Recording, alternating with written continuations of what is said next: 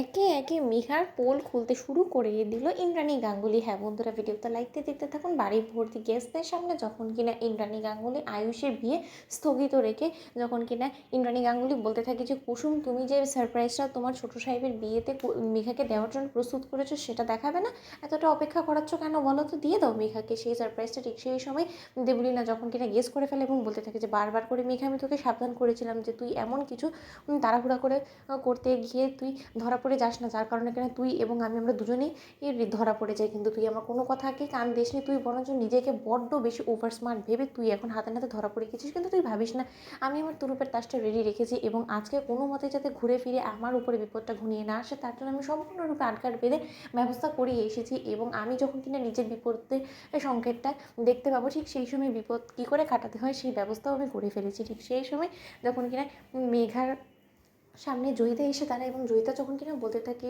যে মেঘা, মা লক্ষ্মী, আমি তোকে একটা কথা বলছি, তুই যে সমস্ত নোংরা কর্মকাণ্ডগুলো করে এই গাঙ্গুলি পরিবারের সমস্ত লোকেদেরকে ঠকানোর চেষ্টা করছিস সেই পথ থেকে তুই সরে দাঁড়া।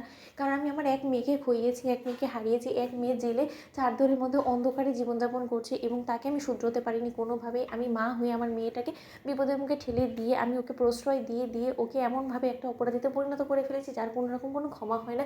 এবং এখন আমি মা হয়ে আমি মন থেকে চাই যে ওর পাপের প্রায়শ্চিত্ত করুক। কিন্তু তাই বলে আমি কোনো মতেই চাই না যে আমার আরেক মেয়ে যে কিনা আমার গর্ভে থেকে জন্ম না নিল, সেও তাকে কিনা আমি নিজ হাতে মানুষ করেছি, সে অন্তত সুস্থ স্বাভাবিক জীবনযাপন করুক। এবং তার জন্য আমি তোকে বলছি, তুই যে নোংরা কর্মকাণ্ডগুলো করেছিস তার জন্য প্রায়শ্চিত্ত করে তুই তাদের কাছে ক্ষমা চা।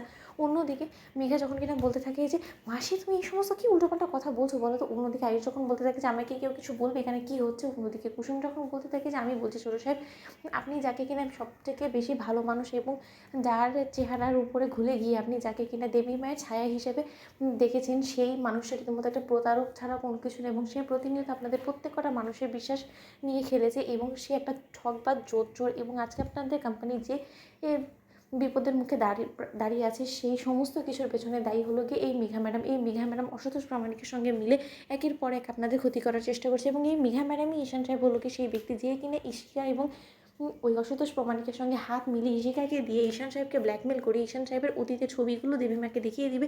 এই সমস্ত ভয়বৃত্তি দেখিয়ে প্রতিনিয়ত ঈশান সাহেবের কাছ থেকে লাখ লাখ টাকা হাতিয়ে নিয়েছে। শুধু সেখানেই তারা থেমে থাকেনি, তারা বরঞ্চ আপনাদের গাঙ্গুলি গ্রুপ অফ কোম্পানিজে সেই সিক্রেট বিউটি প্রোডাক্টসের ফর্মুলাটা অবধি হাতিয়ে নিয়েছে এবং সেই সমস্ত কিছু ঈশান সাহেবের ওদের কাছে হস্তান্তর করেছে। তার কারণ ঈশান সাহেব রীতিমতো বাধ্য হয়ে পড়েছিল। কিন্তু আপনারা ভাববেন না, সেই বিপদ আমরা অতি শীঘ্রই কাটিয়ে উঠবো। কিন্তু সর্বপ্রথম এই মেঘা নামক এই আপদটাকে আমাদেরকে বিদায় করতে হবে। অন্যদিকে মেঘা বলতে থাকে যে কী প্রমাণ আছে তোমার কথাগুলোর, বলো তো। বন্ধুরা লাইক, শেয়ার করো, সাবস্ক্রাইব করো।